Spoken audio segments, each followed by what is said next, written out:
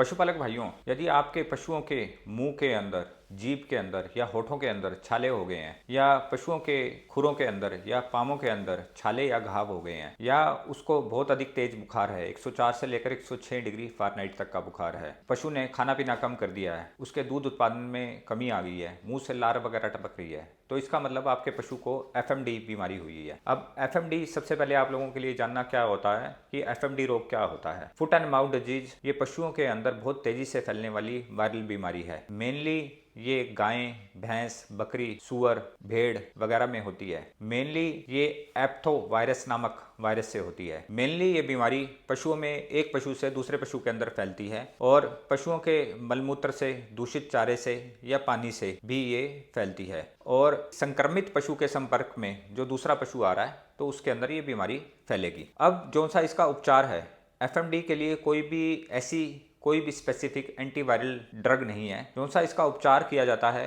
वो लक्षणों के बेस के ऊपर किया जाता है। मान लो पशु को बहुत ज़्यादा तेज बुखार है या दर्द है तो उसके लिए हम बोविरलीफ एफएम इंजेक्शन आता है, तो उसको हम 10 ml लगा सकते हैं, आईएम या आईवी लगा सकते हैं, मास्क में या नस में लगा सकते हैं 3 से 5 दिन तक बुखार और दर्द के लिए। और पशु के अगर मुंह के अंदर जो छाले हो गए हैं तो उसके लिए आपने क्या करना है, पोटाशियम परमैंगनेट आती है, लाल दवाई आती है, उसके घोल से पशु के को दिन में 2 बार कुल्ला करवाना है। और साथ में आप पशु में के मुंह के अंदर लगाने के लिए ग्लिसरीन या ब्लोरोग्लिसरीन आती है, तो उसको भी आप यूज कर सकते हैं। और खुरों के जो से छालों के लिए आपने पशु के खुरों की लाल दवाई वाले पानी से या 1% जो सा कॉपर सल्फेट का सोल्यूशन आता है उससे आप पशु के पामों की धुलाई कर सकते हैं। और साथ में आप बफली वेमएस आता है, ये 50 ml आपने सुबह और 50 ml शाम को आपने अपने पशु को देना है। ये 10 दिन तक लगातार देना है। ये पशु को फिर से उसके दाने चारे के ऊपर लेके आएगा। और साथ में आप बेडजाइम एक्सल पाउडर आता है, ये भी आप 10 ग्राम सुबह और 10 ग्राम शाम को अपने पशु को दे सकते हैं। इसको आप 50 ग्राम गुड़ के साथ दे सकते हैं। और साथ में सेकेंडरी बैक्टीरियल इन्फेक्शन को रोकने के लिए आप जैकमोक्स एसबी इंजेक्शन आता है, ये 4.5 ग्राम का इंजेक्शन आता है। ये आपने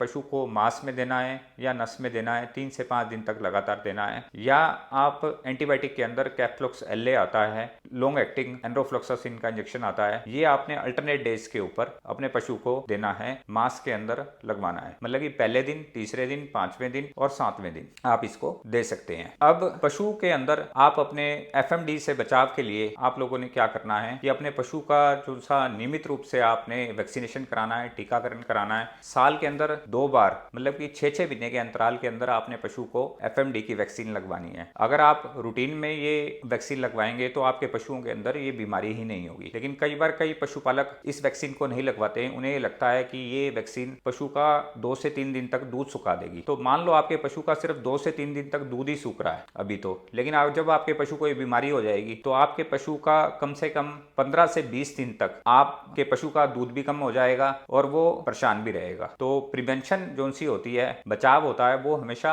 ट्रीटमेंट से बेहतर होता है। और साथ में अपने नियमित रूप से जहां पर आप अपने पशु को बांध रहे हैं वहां की साफ सफाई रखनी है। और लाल दवाई वाले पानी से या गेंडा फिनाइल से आपने पशु को जहां भी बांध रहे हैं मैटों की साफ सफाई रखनी है। डेयरी के अंदर किसी भी पशु को अगर एफएमडी हो गई है तो आपने उस पशु को दूसरे पशु से अलग कर देना है। और जब भी आप अपनी डेयरी के अंदर नए पशु को लेके आए तो उस नए पशु को आपने 1 से 2 हफ्ते तक दूसरे पशु से अलग रखना है। तो आपको ये जानकारी कैसी लगी आप हमारे कमेंट सेक्शन के अंदर जाकर आप बता सकते हैं। और पशुपालन से रिलेटेड ऐसी और अधिक जानकारी के लिए आप स्क्रीन पर चल रहे नंबर से संपर्क करें या हमारी कंपनी के चैनल को सब्सक्राइब करें या फॉलो करें। धन्यवाद।